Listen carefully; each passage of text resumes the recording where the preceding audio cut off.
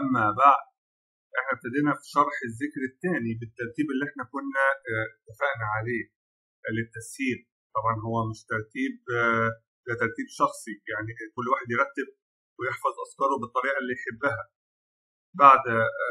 بعد ما خلصنا أول ذكر اللي هو أصبحنا وأصبح الملك لله، دخلنا على الذكر الثاني اللي هو أصبحنا على فطرة الإسلام وعلى كلمة الإخلاص وعلى دين نبينا محمد صلى الله عليه وسلم. احنا في الحتة الثانية، في الجملة الثانية اللي هي الإخلاص. وبعد ما عرفنا الإخلاص دخلنا إزاي أنا أعرف إذا كنت أنا مخلص ولا لا.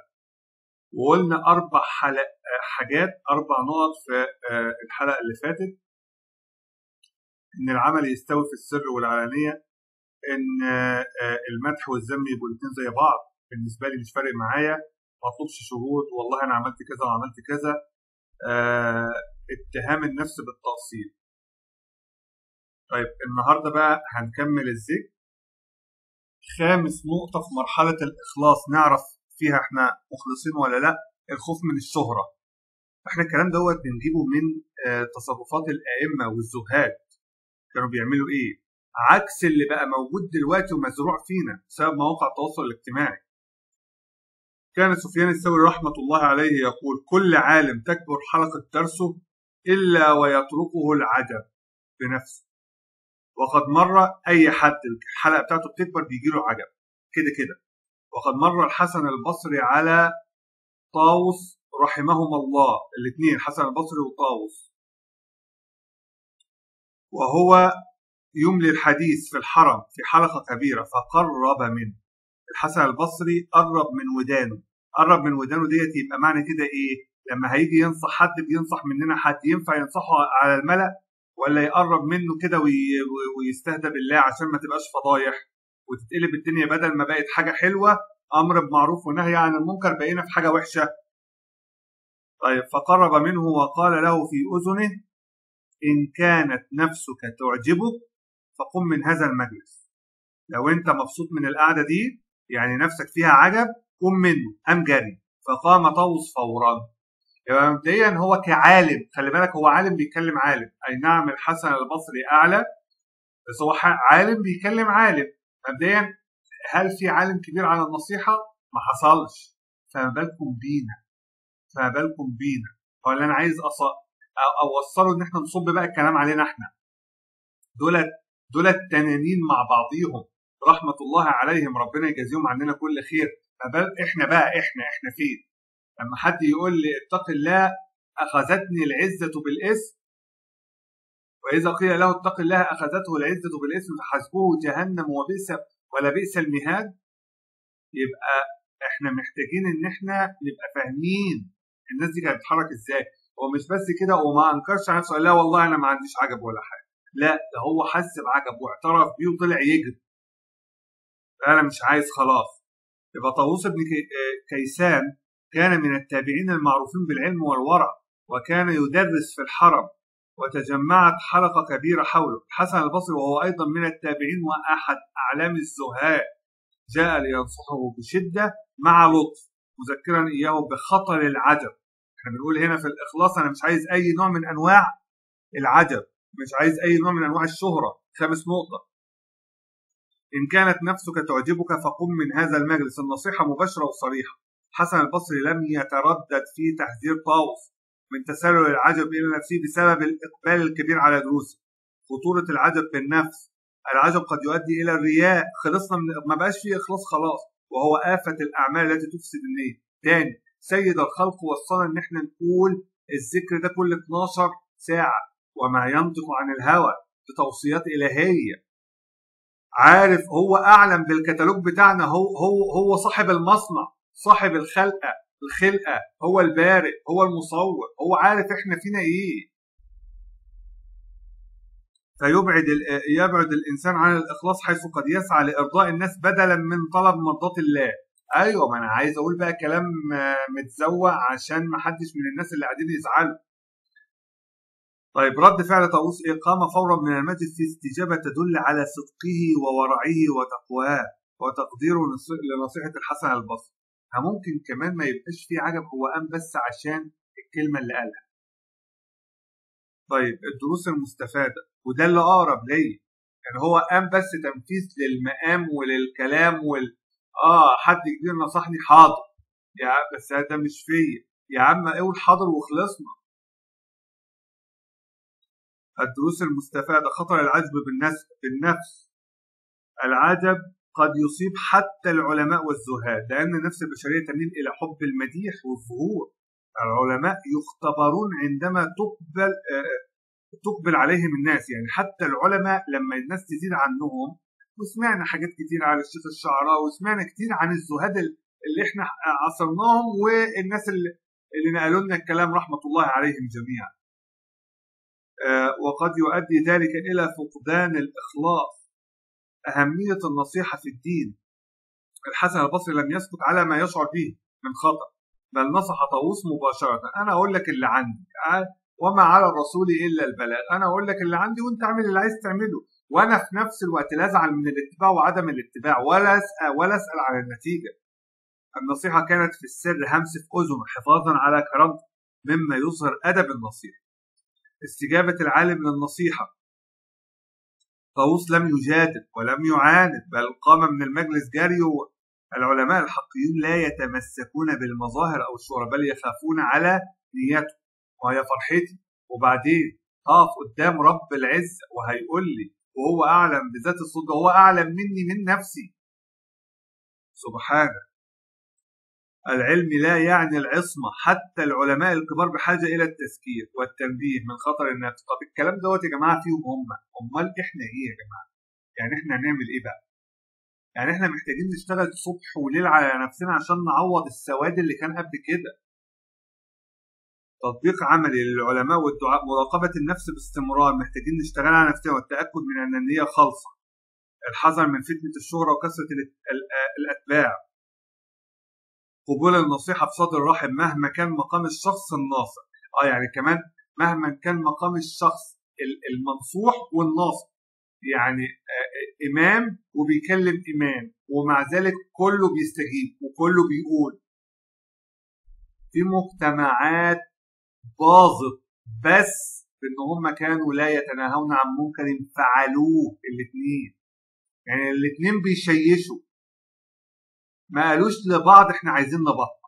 بقت مشكلة، مش واحد فيهم يعني مقطع السمكة وديلها. للأمة باظ. للطلبة وللمجتمع، تقديم النصيحة بأدب ورفق كما فعل الحسن البصري. عدم المبالغة في مدح العلماء أو الدعاء حتى لا يكون ذلك سببا في فتنتهم. طيب إيه كمان؟ مر إبراهيم بن أدهم على حلقة بشر الحافي رحمهم الله، فأنكر عليه لكبر حلقة درس، وقال: لو كانت هذه الحلقة لأحد من الصحابة ما آمن على نفسه العجب. يعني هو بيقول له ده لو كانت الحلقة دي أيام دلوقتي ما شاء الله بنلاقي متابعين لأئمة لازم يبقوا عارفين النقطة دي، بس مش أكتر. ربنا يحميهم ويخليهم لنا ويحمي الجميع إن شاء الله. لو كانت الحلقة دي للصحابة، حد من الصحابة ما كانش آمن على نفسه العجب. طب إيه كمان؟ كنت أجلس يوم الجمعة في مسجد الجامع، فيجلس إلي الناس، فإذا كانوا كثيرا فرح، وإذا قلوا حزن. فسألت بشر عن الكلام دوت، فقال: هذا مجلس سوء، لا تعد إليه. قال: فما عدت إليه. يعني هو بيسأله، بيقول له أنا كنت في المسجد، لما بقعد في المسجد واشرح الاقي ناس كتيره قوي، لما الاقي الناس الكتيره انبسط، طب الناس قلت احزن. فبيقول العالم صاحبه، بيقول له: والله انا ده الاحساس بتاعي. قال له: ده مجلس سيء، ده وحش، ما تقعدش في المجلس ده، ما عادش للمجلس ده تاني. بس هتلاقيه قاعد في الجامع اللي جنبه، بس يعني بقول لكم حتى بس معاقبه لنفسه، يخسر حتى الناس اللي هم اتعودوا ان هم يسمعوه هنا. وكان أبي هريرة رضي الله عنه يقول: لولا آية في كتاب الله ما حدثتكم. يعني لولا بس آية واحدة في الكتاب أنا ما كنتش. سيدنا أبو هريرة على قد علمي جايب 200 ربع مليون حديث رواه عن سيد الخلق. هو بيقول لولا آية أنا ما كنتش قلت ولا حديث من دول. هو كان في الأصل عنده إنه يكتب إن الذين يكتمون ما أنزلنا من البينات والهدى من بعد ما بيناه للناس في الكتاب أولئك يلعنهم الله ويلعنهم اللاعنون. هي الآية ديت اللي خلته يخاف فقال يطلع. وقد كان عبد الرحمن ابن أبي ليلى رحمه الله يقول أدركت 120. الأولاني أدرك 30، ده أدرك 120 من أصحاب رسول الله صلى الله عليه وسلم، مش التابعين، الصحابة. فما كان منهم رضي الله عنهم محدث عن الرسول صلى الله عليه وسلم إلا ويود أن أخاه كان كفاه الحديث. يعني واحد تاني من الصحابة هو قال الحديث ده، مش عايز اسمه يتقال هنا. ولا مفتن إلا ويود أن أخاه كان كفاه الفتية. يعني إحنا الاثنين قاعدين، أنا نفسي أنت تقول وأنا نفسي أنت تفتي، وأنت نفسك أنا أقول وأنا أفتي. هو مش عايز يظهر في الصورة. أنا مش عايز أقول الكلام ده ليلة كبيرة قوي. ده في ناس كتيرة هتمشي ورا الكلمتين دولت، ولو طلعت غلط هروح في داهية. ده غير كمان العجب بالنفس. وقد كان السلف الصالح يخاف من الشهرة ويهرب منها. إزاي؟ عن عبد الله بن المبارك رحمة الله عليه قال لي سفيان إياك والشهرة فما أتيت أحدا إلا وقد نهاني عن الشهرة. ما رحتش لحد إلا لما قال لي ابعد عن الشهرة، ابعد عن الأضواء. هذا ملهوش علاقة بقى إن ربنا نفخ وزود في ذكرك أو عرف الناس بيك أو كلام زي كده، بس ما يبقاش ده الأصل. إحنا بنتكلم دلوقتي على مزورة الإخلاص، اشتغل عليها.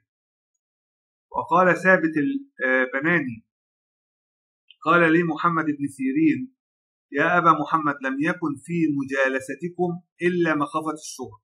يعني عالم قاعد جنب عالم، هو نفسه يتعلم منه، بس بيتعرف دراعه اليمين هو اللي بينوب عنه لما يبقاش موجود. فبيقول له أنا ما عنديش مشكلة في القعدة معاك إلا مخافة الشهرة، إن أنا أتعرف إن أنا معاك. وقال الفضيل بن عياض رحمة الله إن قدرت ألا تعرف بالفعل تعرف فافعل، إن قدرت ألا تعرف فافعل. يعني لو عرفت إن أنت ما تتعرفش، لو قدرت إن أنت ما تتعرفش فافعل. وما عليك إن لم يثني عليك، وما عليك أن تكون مذموما عند الناس إن كنت عند الله محمود.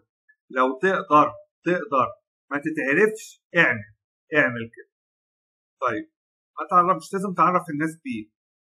قال ابن محيريزين قال ابن محيريز رحمه الله صحبت فضال بن عبيد صاحب رسول الله صلى الله عليه وسلم فقلت أوصني رحمك الله.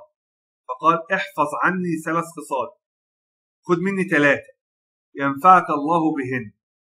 إن استطعت أن تعرف ولا تعرف فافعل. يعني لو عايز تتعلم من غير ما تعرف، من غير ما حد يعرفك زي الفل. وإن استطعت أن تسمع ولا تتكلم فافعل. يعني تسمع الكلام الحلو وما تتكلمش زي الفل. وإن استطعت أن تجلس ولا يجلس إليك فافعل. يعني تروح أنت تقعد أنت في مجلس ذكر، تبقى في وسط الناس، ما يبقاش حد اللي قاعد جنبك. طيب وعن بشير بن يا جماعة لازم نفرق ما بين إن أنت ما تسعاش للشهرة وإن ربنا يشهرك، دي حاجة تانية. أنت لازم، ما هو يعني أبقى عارف إن اللي طالع للإمامة مش حافظ، مش فاهم، أو أقل بكتير من اللي موجودين وما رشحش حد، أو حتى أنت تطلع. لا، ده مش اسمه كده، الموضوع مش كده. ويعني إن شاء الله بعدين نبقى ندمج ما بين الكلام ده، ندمج ما بين الكلام ده.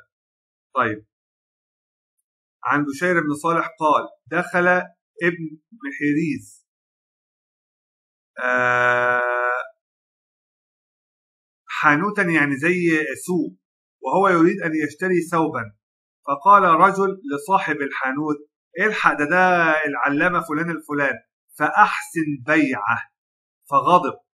غضب ابن محيريز وخرج وقال: إنما نشتري بأموالنا لسنا نشتري بديننا. شوفوا يا جماعة الكلام، احنا بنشتري. طلع جري. احنا دلوقتي لو داخل الحمام بتجيب واسطة ليه يا حبيبي؟ ليه ده كله؟ عشان ايه؟ وكان من دعاء محيريز: اللهم إني أسألك ذكرا خاملا. ذكرا خاملا ديت لما دورت عليها المعنى يعني أن يكون الذكر بعيدا عن الأضواء والشهرة، خالصا لله، لا تطلب به سمعة أو مدح. يعني أنا عايز أقول ذكر، أنا عايز أتكلم في الله، عايز أتكلم عن الرسول صلى الله عليه وسلم، بس مش عايز شهرة. إزاي بقى دي ربنا بقى يعملها برحمته علينا؟ المقصود بالدعاء أن يرزق الله العبد ذكرا خفيا لا يعرفه إلا الله، ليكون عمله خالصا لوجهه الكريم مش الناس.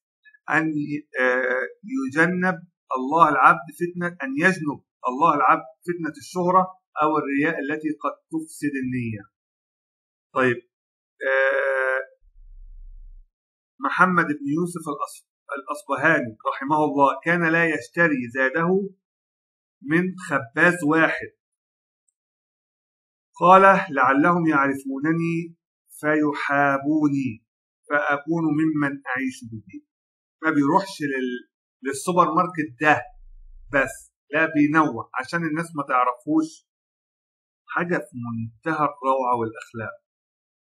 وقال الحسن رحمه الله: كانت دار ابن المبارك بمرو كبيرة، صح الدار نحو 50 ذراعا في 50 ذراع. كانت دار ابن مبارك ده أحد الأئمة، أحد الزهاد بمرو، دي منطقة ناحية كازاخستان وتركمانستان وكلام زي كده.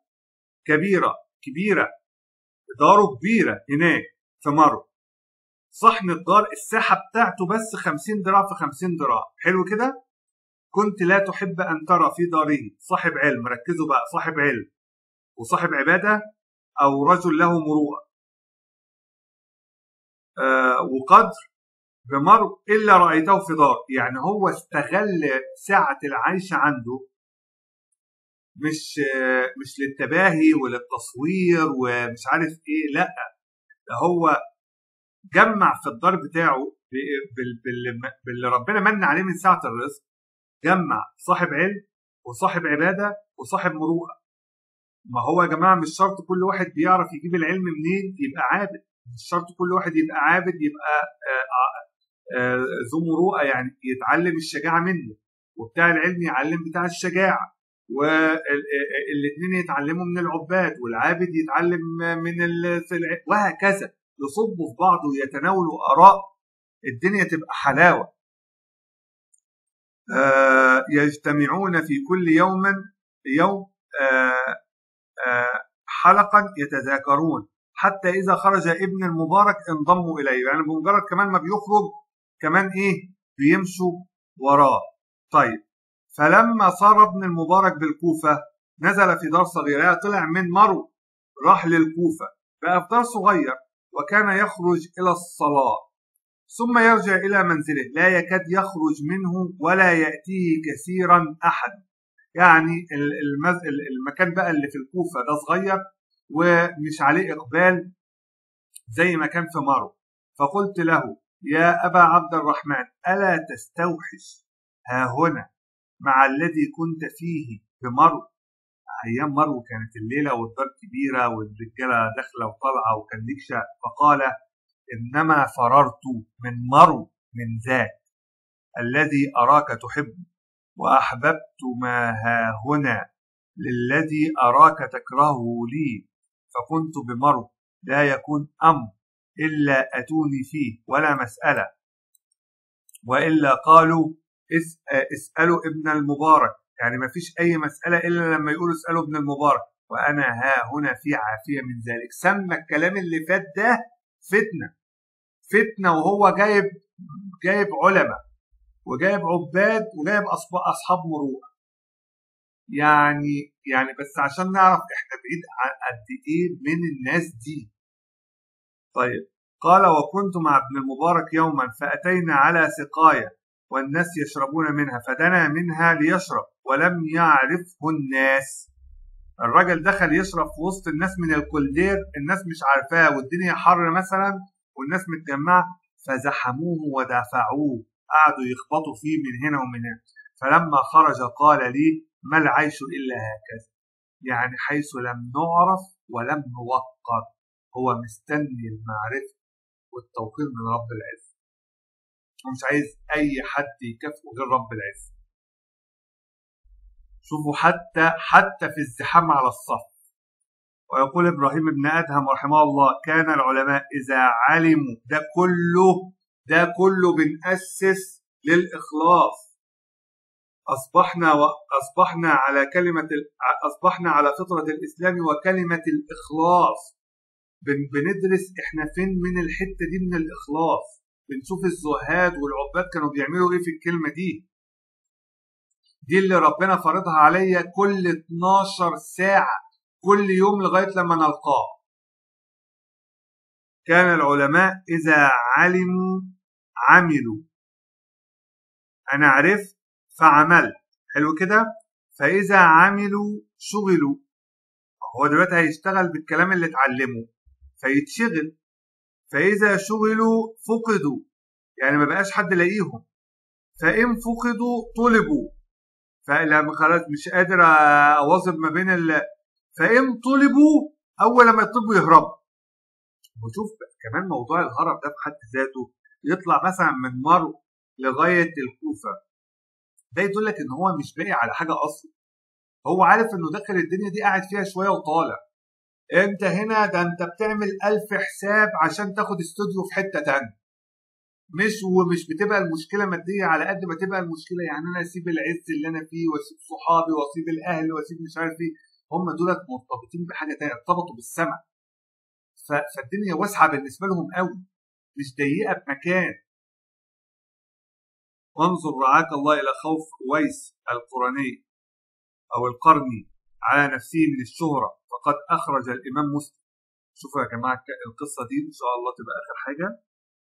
كان عمر بن الخطاب رضي الله عنه إذا أتى عليه أمداد أهل اليمن سألهم. يجي لهم ناس من سيدنا عمر بن الخطاب كان عنده معلومة من الرسول صلى الله عليه وسلم، هنشوف هيطبقها إزاي دلوقتي. يجي له حد من أهل اليمن سألهم أفيكم أويس بن عامر؟ أنتوا في وسطكم أويس بن عامر؟ حتى أتى على أويس فقال أنت أويس بن عامر، لغاية لما يعني دلوه عليه. هو أنت أويس؟ قال نعم. قال من مراد ثم من قرن، دي مناطق في الحتة اللي هو منها الرسول صلى الله عليه وسلم كان أخبره بيها. قال نعم. قال فكان بك برص فبرئت منه. كل ده الرسول صلى الله عليه وسلم قال عليه وهو ما شافهوش. فبرئت منه إلا موضع درهم. قال نعم. قال لك والدة؟ قال نعم. قال سمعت رسول الله صلى الله عليه وسلم يقول يأتي عليكم أويس بن عامر، الله أكبر، من أمداد أهل اليمن، من مراد، من قرن، ثم من قرن، كان به برص فبرئ منه إلا موضع درهم، له والدة هو بها بار. شوفوا يا جماعة بره بوالدته كان استثناء لدرجة إن الرسول صلى الله عليه وسلم عرف بأمره وهو مش معاه. يعني ما بحثتش في الموضوع قوي، بس تخيل ان غالبا من اعجاب اهل السماء الرسول صلى الله عليه وسلم عرف بيه، سيدنا جبريل بلغوا بيه غالبا.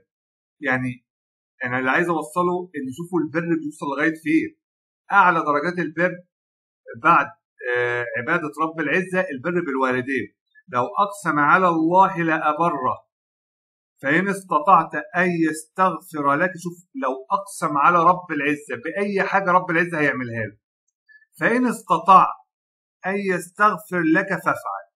خلي بالكم يا جماعة، هو مهما عليت درجة كويس، مهما عليت وكل ثقة ويقين، هيوصل لسيدنا عمر بن الخطاب أمير المؤمنين؟ لا.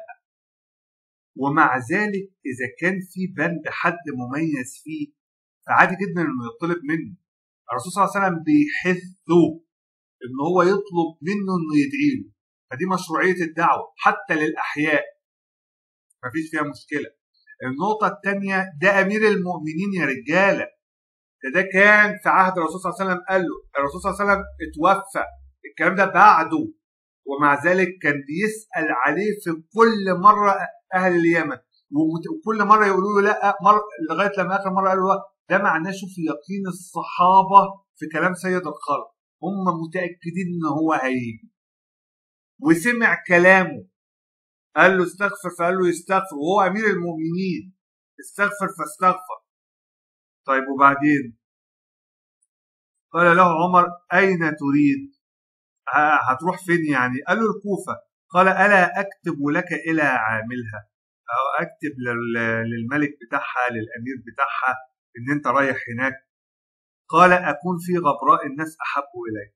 وويس بيرد على أمير المؤمنين بيقول له لا أنا مش عايز لا وصاية ولا عايز أي حاجة في أي حاجة. قال فلما كان من العام المقبل حد رجل من أشرافهم، يعني لما جه بقى السنة اللي بعديها في الحج، جه حد من أشراف اليمن فوافق عمر، يعني قابل سيدنا عمر، فسأله عن أويس، قال تركته في رث البيت قليل المتاع، يعني بيت صغير محندق ومفيش فيه أي حاجة. فسيدنا عمر قال له إيه؟ سمعت رسول الله صلى الله عليه وسلم وقال له نفس الكلام، يأتي عليكم أويس بن عامر مع أمداد أهل اليمن. تاني هو قالها الأول في الحج الأول مع ليه شخصية، لما جه حد من الرجالة الكبار قوي من البلد فقابله، فقال له أخبار أويس إيه؟ فقال له أويس ده يعني غلبان على قد حاله كده، محدش يعرف عنه حاجة، محدش يعرف عنه أي حاجة. فقال له ده الرسول قال فيه، وقال له نفس الحديث، لو أقسم على الله لأبره، فإن استطعت أن يستغفر لك فافعل. فسيدنا عمر بيوصي الراجل الشريف ده، بيقول له الشريف ده يعني من علية القوم، قال له والله لو تعرف انه يستغفر لك زي ما استغفر لي، زي ما الرسول وصانا، استغفر، خليه يستغفر لك. فأتى الرجل أويسا جريله، رجع له فقال استغفر لي. فأويس فأويس بيرد عليه بقى بيقول له ايه؟ أنت أحدث عهدا بسفر صالح فاستغفر لي. يعني بيقول له ايه؟ انت لسه راجع من الحج، فانت اقرب لرحمه رب العزه مني، انا بقالي سنه ما رحتش حجيت وما عنديش اعمال صالحه. يعني شوف كمان طريقه الرد، حتى ده انت اللي تستغفر، انا اللي استغفر لك، ده انت لسه جاي من الكعبه، ده انت اللي تستغفر لي. راح رد عليه تاني، راح قايل له تاني استغفر لي. ده الرسول صلى الله عليه وسلم قال ان انت لو أقسمت على الله لأبرك، وهو الصادق. استغفر لي. قال أنت أحدث عهدا بسفر صالح فاستغفر لي. فقال أويس للرجل، شوف بقى هو ده كله عمال يهرب من حاجة، ففي الآخر لما لقاه مصمم فراح قال له هو أنت قابلت سيدنا عمر؟ فقال نعم. فاستغفر له، فراح جاي قايل له إيه؟ استغفرت لك الله. يعني إيه استغفر له؟ ففطن له الناس، عرف ان الناس خلاص عرفته هتعرف، فانطلق على وجهه، هرب. ايه يا جماعه الناس دي؟ ايه الناس دي؟ يعني انت بقى بتقيس نفسك في الاخلاص ما بينك وما بين الناس دي، وتعرف انت فين، وبتشتغل بقى على نفسك عشان ربنا يكرمك. اقل حاجه قول الدعوه الصبح، قول الذكر الصبح وفي المساء، يعني اقل حاجه قول يا عم انطقوا باللسان، انطق، قول يا عم قولوا قولوا الصبح، قولوا بالليل، قولوا يوم او يوم، لا قول اي حاجه، قول بس نبتدي، نبتدي نقوله بقى كده ربنا يفتح علينا ان شاء الله. عليك بالدعاء والالحاح على الله تبارك وتعالى، ايضا ان يرزقك الاخلاص في القول والعمل، وان يثبتك على ذلك، وان يتوفاك عليه، فان مقام الاخلاص مقام عظيم، واجر المخلصين لا يعلمه الا الله. طيب نكمل. وسنة أو دين نبينا محمد صلى الله عليه وسلم. يعني ايه وسنة نبينا صلى الله عليه وسلم أو دين نبينا محمد صلى الله عليه وسلم؟ يعني الشرائع والعبادات، بس مش دي بس، مش بس جملة، دي منهج. لما تبدأ يومك بالتأكيد انك هتمشي على سنة النبي صلى الله عليه وسلم، كأنك بتتفق مع نفسك، هتعامل الناس بأخلاق زي ما كان بيعاملهم. دي من أكتر الحاجات اللي الواحد مفتقدها، محتاج يشتغل في الشغل ده.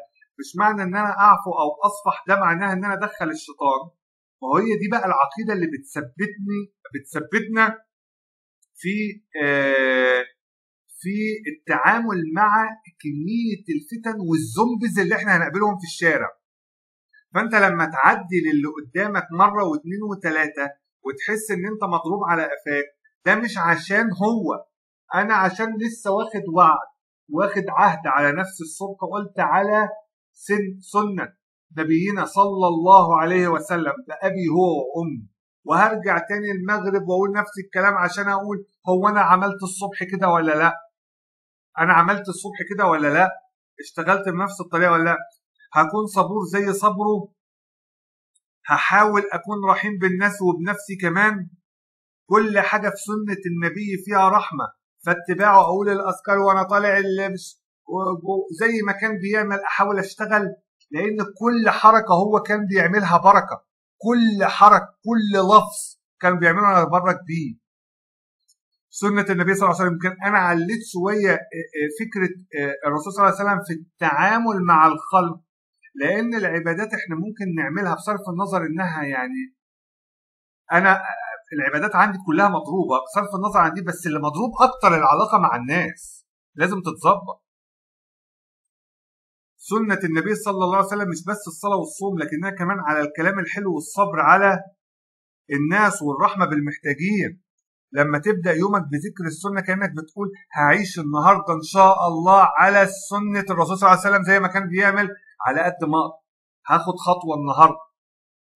السلوك قبل العبادة، السلوك قبل العبادة، عشان كمان السلوك قبل العبادة ده اللي هيحبب الخلق في العبادة. بقى هو دوت اللي ملتزم بيعمل كده مع الناس. أيوة احنا محتاجين نخلي بالنا من التصرفات بتاعتنا. ايوه انت على كتافك حاجات اعلى بكتير من اللي حواليك. ايوه لما يجوا يقولوا لي مش عارف في بيشوهوا صوره الاسلام، لا يا حبيبي انا لوحدي بشوه صوره الاسلام، هو مش محتاجين يشتغل، هو خلاص هو دربني وانا انقضت لي انقياد القطيع، بحيث ان انا بقيت بنفذ له مراد، هو مش محتاج يشتغل، هو البند دوت سابه، انا بشتغل على. فمحتاجين نظبط السلوك، محتاجين نظبط السلوك. طيب لما تبدا يومك بالسنه خليها تكون في تفاصيل بسيطه زي التبسم. يعني هو يا جماعه، يعني مثلا من اقوى السنن، الحاجات اللي هي تنقلك سنين ضوئيه، انك تقوم الليل. بس هي حاجه، يعني حاجه سهله، ده ليله كبيره قوي عشان تقول ربنا يمن عليك وتقوم بالليل. طيب ابتدي الاول بالخطوات البسيطه. طيب لو هقوم الليل، انت ان شاء الله ربنا يمن عليك وتقوم الفجر. طب لما تيجي تقوم الفجر، يعني ما تقوم 5 قبل، ما انا كده قايم، يعني انا كده لابس الساعه، كده لابس الحر، انت ربنا هيمن عليك ويعينك وتقوم. طب ما تقوم 5 قبل وتخطف لك ركعتين يا عم، مع بشاعه اللفظ اللي انا قلت هنخليها بالشكل الدارج ده، ومره الخطف ده هيتحول يعني للذه ما بعدها لذه، امور حياتك كلها هتتظبط. الركعتين اللي انت كنت بتخطفهم هتطولهم، لان طلباتك اوامر، سهام الليل لا تخطئ، وهكذا. التعامل مع الناس مش مره واحده هتبقى ملاك، يعني ابتدي بس ظبط الاول مع مراتك، طب وبعدين مع عيال، وبعد كده جيران، وبعد كده صحابك، وبعد كده والناس تقسمهم درجات. ابتدي خطوه. التبسم في وش بس اللي تقابله، ابتسم بس، ايه لازمه التكشيره؟ فانت التبسم دوت، ما انت اخدت درجه من السكور اللي موجود في اليوم. رد السلام بقى في حاجه غريبه جدا، ان جوه الجامع بنسلم ما بيتردش علينا، او حد بيسلم عليا، حد بيسلم وانا ما بردش، اعتبرت ان في حد رد خلاص. برضه حاجه غريبه جدا. ما حسنه ببلاش اهي. فكر دايما لو النبي مكاني كان هيعمل ايه في الموقف ده. بعدين من ضمن الحاجات اللي بتأسس ليه هو الرسول صلى الله عليه وسلم كان هيعمل اللي انت عملته ده؟ اللي انا عملته دوت، الزعيق اللي انا عملته دوت كان هو هيعمله؟ لا والله ما كان هيعمله. السنه مش مجرد عبادات، دي كمان رحمه في المواقف، حكمه في القرارات، وحب الناس. ده ايه فرحتي رايح المسجد وكل الناس قرفانه مني. طيب اللي بعديها، الجمله اللي بعديها، ومله ابينا ابراهيم. حلاوه، حلاوه. ليه بقى؟ بصوا يا جماعه، هو طيب مله ابينا ابراهيم اللي هي اصل الدين، اللي هو ابتدى من اول الخليقه لغايه دلوقتي. بس احنا عايزين نقول اللي هي اللغه بتاعتنا. طبعا من ضمن الكلام في الشريعه اللي هو فقد تبعه نبينا صلى الله عليه وسلم في اصول الديانه والتوحيد.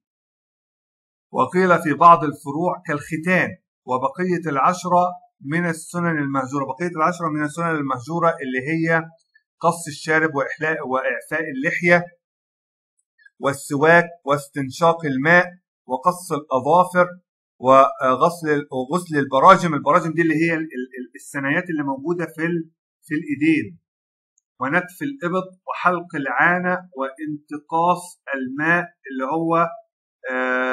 اللي هو الاستنجاء، يعني بعد ما الواحد يخلص حمام يستنجي. طيب تمام. احنا عايزين بقى سيدنا إبراهيم بالنسبة لنا إيه يا جماعة؟ سيدنا إبراهيم ده رمز التضحية والتوحيد. يعني أنا لما باجي أقول وعلى ملة أبينا إبراهيم حنيفا وما كان من المشركين، ملة أبينا إبراهيم حنيفا اللي هو عمل إيه؟ اللي هو ضحى بأرضه. أول حاجة ضحى بأهله، أبوه بيحرقه، وبعد كده مشي من الأرض الظلمة، مشي منها، ساب أهله، بيذبح ابنه. ده كله لمين؟ يعني كل ده عشان إيه؟ ده كله عشان رب العزة. فأنا لما بقول على ملة أبينا إبراهيم حنيفا أنا مستعد أعمل الكلام ده. أفتكر إن أنا مستعد أسيب كل حاجة، الأهل والوطن وحتى الابن عشان أرض ربنا. العبارة دي بتفكرك، هل أنت مستعد إن أنت تضحي عشان دينك زي ما سيدنا إبراهيم عمل؟ هل حياتي فيها أولويات واضحة، ولا أنا متعلق بحاجات ملهاش قيمة، رزق وأكل وشرب وبهايم، بهيم أنا ماشي على الأرض؟ الشعور بالانتماء لما تقول ملة أبينا إبراهيم بتحس إنك مش لوحدك. أنا في الدور، أنا في الصف يا حبيبي. في ناس كتيرة تعبت قوي زيك، أنا وأنت.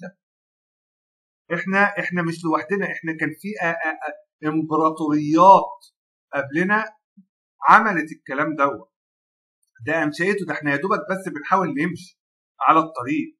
فإحنا مش لوحدنا، إحنا جزء من سلسلة طويلة من المؤمنين اللي عاشوا حياتهم بتوحيد وإخلاص. ده بيخلينا أحس بالقوة والانتماء ويشجعني إن أنا أكمل الطريق. طيب إبراهيم، سيدنا إبراهيم عليه السلام علمنا إن اللي بيدور على رضا، اللي بيدور على رضا ربنا مش بيخاف يسيب أي حاجة مش بيسيب أي حاجة. مثلا يعني إحنا مثلا بنقول إيه؟ يعني دلوقتي مثلا الصبح الواد عنده امتحان، إحنا دلوقتي في فترة الامتحانات، فالواد عنده امتحان. خلصت على 6:30 مثلا، 6:15 الصبح. طيب جيت الواد هصحيه 7:30 عشان يروح الامتحان. قعدت في حته اصحيه الامتحان ولا لا؟ يعني دلوقتي اصحيه انا واديه الامتحان ولا لا؟ اصحيه قصدي يصلي الفجر ولا لا؟ ما هو سهران مثلا، نايم له الساعه 12 ولا 1 بيدعي انه بيذاكر. طيب يعني انا اعمل انا ايه دلوقتي؟ فين بعد شويه صراعات ومش عارف ايه ربنا من عليا اول مره ان انا اقول لا انا ماليش دعوه بالكلام الفاضي ده. قوم يا ابني، قوم بسرعه يلا واغسل واعمل وسوي ومش عارف ايه. بس انا عايز اقول لكم ان انا كنت بتقطع. ليه؟ قله دين، قله دين. مفيش دين. ال ال ال ال الواد صعبان عليا، وحته فتله صغيره كده اهوت، وكل حاجه حوالينا السيستم كله ماشي ضدنا، ومع ذلك مله ابينا ابراهيم حنيف. هو كده اسقط يا عم خلاص لله. فانا انت بمرور الوقت بتتدرب على الكلام ده. حقيقي ده رفع اثقال. انت محتاج بتروح الجيم، هو ده الجيم بتاعنا. زائد الجيم برضه محتاجين نقوي نفسنا ونشتغل على الصحه. طيب الثبات قدام كل حاجه، لما تفتكر تضحيته ده انت رايح يذبح ابنه، انظر ماذا ترى. انا شفت ان انت تتذبح، اعمل اللي انت عايزه. حاجه كده يعني، حاجه بصراحه يعني ايه، لما تفتكر تضحيته فكر ان كل حاجه في حياتنا مش ابديه، وربنا هو اللي يستاهل التعلق الحقيقي. الجمله دي بتفكرك انك ممكن تضحي باي حاجه، لكن مش بدينك ولا بايمان. اي حاجه ضحي بيها بقى، اي حاجه. لو حسيت بتحدي او موقف صعب في حياتك، قول سيدنا ابراهيم مر بحاجات اصعب من دي ونجح، انا كمان هقدر ان شاء الله. طيب ايه الجمله اللي بعد كده؟ حنيفه. حنيفا ديت يعني مائلا عن الشرك، متوجها إيه؟ مائلا، رايح بعيد. الجمله دي بتقول لك خليك زي سيدنا ابراهيم، ميل عن الباطل، ابعد عنه. يعني مش بس يمشي على الصراط المستقيم ويمشي لان يا جماعه في قوه جذب غير طبيعيه للباطل، وخلي بالكم احنا كمان بنحب الباطل، فانت بتحاول تبعد عنه، بتحاول تبعد عنه كمان، وثبت على الحق مهما كان الطريق صعب. ايه الجمله اللي بعد كده؟ مسلما وما كان من المشركين. فهو كان منقادا انقيادا كاملا لله ولدينه مع التسليم له، بحيث لا يلتفت إلى غيره، فجمع بذلك بين الحجتين السابقتين بحسب الملة الحنيفية الإبراهيمية واللاحقة بحسب الرسالة المحمدية، لينتظم ابتداء الأبوة الإبراهيمية لطوائف أهل الكتاب سابقهم ولاحقهم ببناء ابتداء النبوة الآدمية، لينتظم رؤوس الخطابات بعضها ببعض بالتفصيل. طيب برضو بالنسبة لنا احنا بالبلدي يعني ايه؟ الجملة دي تحذير، بحذر نفسي. يا ترى في حاجة في حياتي، ما هو وما كان من المشركين يعني ايه؟ يعني في شرك، يعني انا بعبد ربنا ومعاه حد تاني؟ لا يا عم ازاي، انا ما بعملش كده. لا يا حبيبي انا بعمل كده، انا بعمل كده بس مش بالطريقة اللي هي البواحة، مش اصنام، مش مدخل عبادة للملائكة او بعبد بقرة او جنب عبادة رب العزة، لا. بس انا اشركت ازاي؟ هو انا معتمد في شغلي، معتمد على شغلي اكتر من اعتمادي على ربنا؟ كم واحد فينا يقول انا بقول بحاول اعالجها. ايوه انا خايف ان الشغل دوت يتقطع لان انا باكل منه. يا عم بتاكل مننا ايه؟ انا باكل مننا ايه؟ هو واحد بس اللي بياكلنا يا جماعه، هو رب العزه. كون ان احنا بنروح بناخد بالاسباب دي حاجه، وان اللي بياكلنا حاجه تانية، هو واحد بس. هل خوفي من الناس اكتر من خوفي من ربنا؟ كم واحد فينا بيخاف من الناس اكتر من خوفي من ربنا؟ لا يا عم انا ما بخافش الا من ربنا. ازاي؟ امال بتفتح فتحت انا الفيس ازاي؟ يعني انا دلوقتي لو كنت قدام الناس كنت هعمل السكرول اللي انا بعمله في واسمع اغاني ومش عارف ايه، وانا مدعي ان انا صالح بحاول امشي على الكتاب والسنه؟ لا، بس ممكن اسمع الاغنيه جوه في البيت. يبقى انا كده اشركت مع رب العزه ولا لا؟ خليت الناس اهم عندي من رب العزه. طب ما هو ده الاشراك. وعشان ربنا عارف ضعفي فبيقول لي يا حبيبي قول الكلام ده الصبح وقول الكلام ده بالليل كل يوم وكل ما تتعب. عشان كده لما جم وقالوا اللي يواظب على الذكر ويفهم الكلام بيتفتح عليه فتوحات كبيره قوي قوي قوي. فيا جماعه التزموا بالكلام حتى واحنا مش فاهمين، اعملوه. بس الحاجات الزياده غير يعني احنا هنعتبر ان ده من النوافل، فالتزم بيه عشان تقرب من رب العزه عشان يحبنا. فانت بمجرد ما اتحبيت انت دخلت في حته تانية خالص. ما هو مش هيساويك مع اللي ما بيقولش، مستحيل، لازم يديك درجه. في حاجه بحبها اكتر من حب ربنا؟ عد بقى. لا ازاي حب ربنا؟ طيب نعد ولا كل واحد يواجه نفسه بنفسه؟ كفايه تعريه لنفسي اكتر من كده.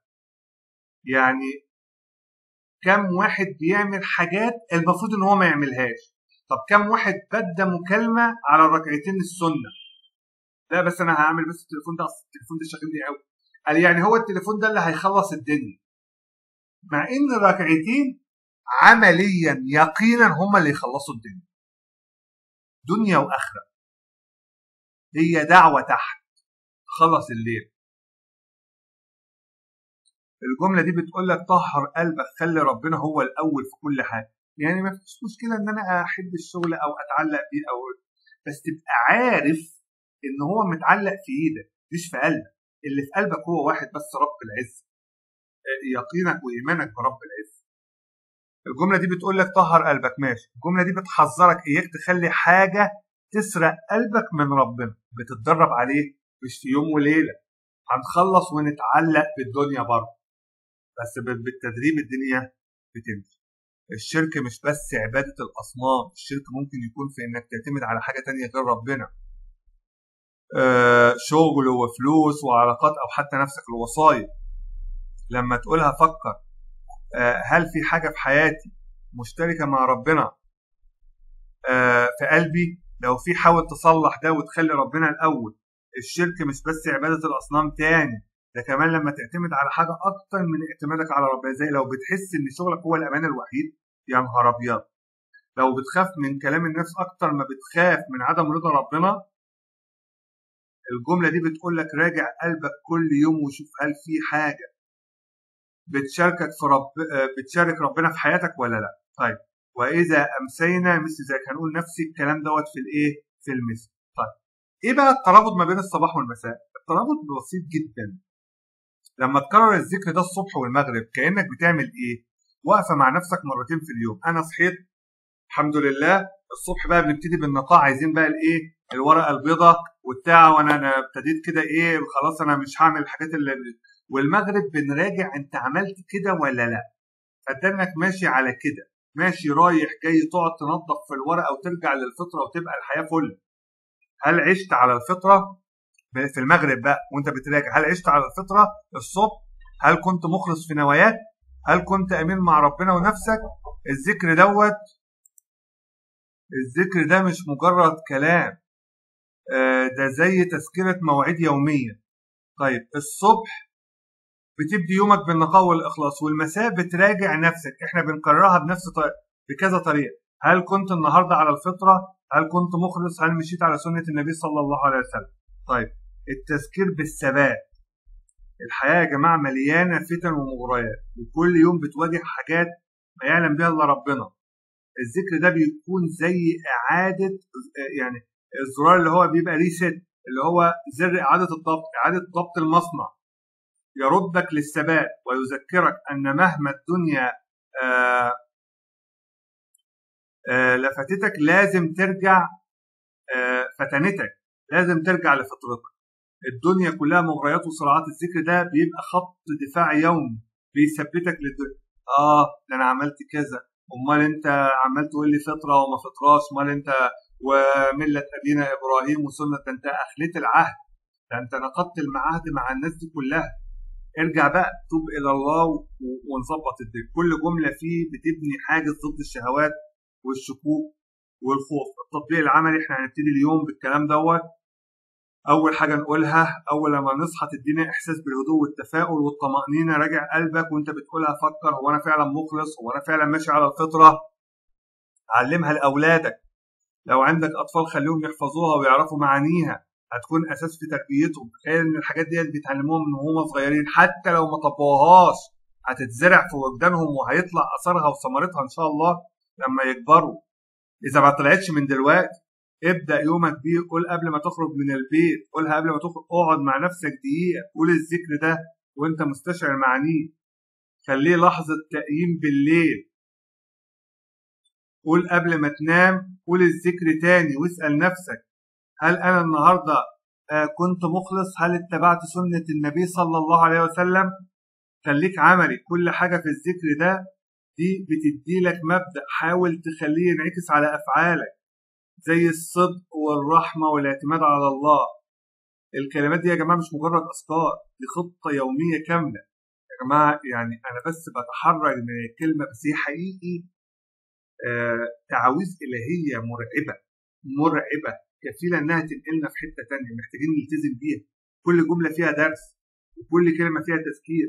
الكلام اللي احنا قلنا ده والله اضعاف اضعاف، وسبته لاني مش فاهمه. اضعاف اضعاف اضعاف.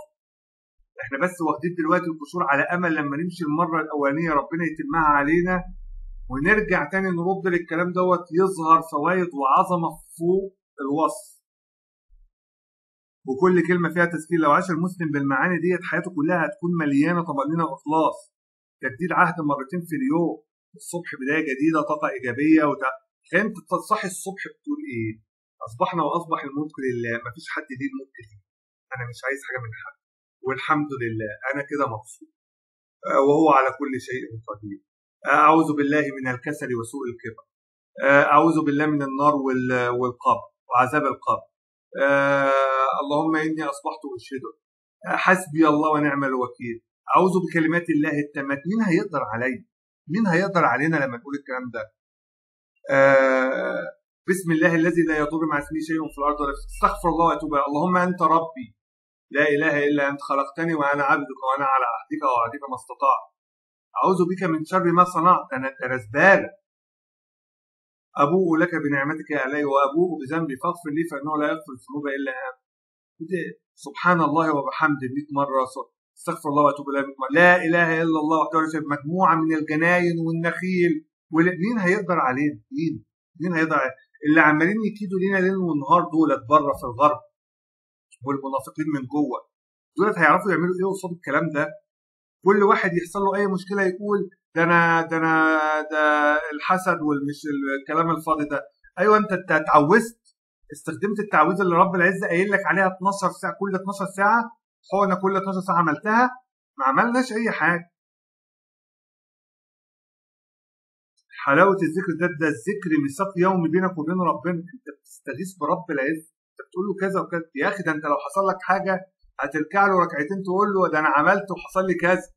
يعني اقصد هتناجي رب العزه. في احلى من مناجاه رب العزه؟ بس دوقها مره.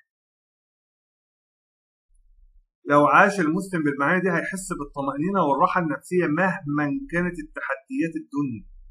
كل مرة تقول الذكر ده كأنك بتطمن قلبك، أنا مش لوحدي، ربنا معايا. طبعا الذكر ده تقول نفس الكلام ده في كل الأذكار، أنا مش لوحدي، ربنا معايا، ربنا مأمنني من الصبح بيقول لي اعمل كذا وكذا وكذا وكذا. أنا فرط إزاي في الكلام ده؟ اللهم إني أسألك العفو والعافية في ديني ودنياي. اللهم إني أسألك العفو والعافية في الدنيا والآخرة. يعني الكلام ده اللهم إني أعوذ بك أن أغتال من تحتي ومن فوقي ويميني وشمالي، وأعوذ بعظمتك أن أغتال من تحتي من فوقي ومن تحتي ويميني وشمالي وقدامي وورايا. إيه ده؟ إيه الحلاوة دي؟ يعني الشكر بتاع النعمة، أنا مش عارف أشكر ربنا. اللهم ما أصبح بي من نعمة أو بأحد من خلق فمنك وحدك لا شريك لك. خلاص كده أنا عملت الشكر بتاع اليوم، خلاص كده أنا خلصت. حاجات في منتهى الجمال يا جماعة، محتاجين نشتغل عليها بإيدينا واسناننا. إزاي تحول الذكر ده لأسلوب حياة؟ ابدأ صغير، ابدأ صغير. مش لازم تعمل حاجات كبيرة مرة واحدة، خلي النية بس واضحة. تصلي ركعتين بإخلاص قبل ما تبتدي الشغل، تساعد حتى بكلمة طيبة، تساعد حد بكلمة، تراجع نفسك كل ليلة وتسأل هو أنا كنت ماشي على الذكر ده صح؟ يعني عملت اللي مطلوب مني؟ أعلمه لأولادي. الذكر مش مجرد دعاء يا جماعه، ده هويه اليوم، دي الليله كلها، ده الدستور. لو كل واحد ابتدى اليوم بالشكل دوت بقى الحياه كلها بقت حلاوه. ونختمه بالجمله ديت مع وعي بالمعاني، حياتك هتبقى كلها متوازنه، قلبك هيرتاح، واعمالك هتبقى اثقل عند ربنا. سبحانك اللهم وبحمدك نستغفرك ونتوب اليك ونشهد ان لا اله الا الله وان محمدا عبده ورسوله.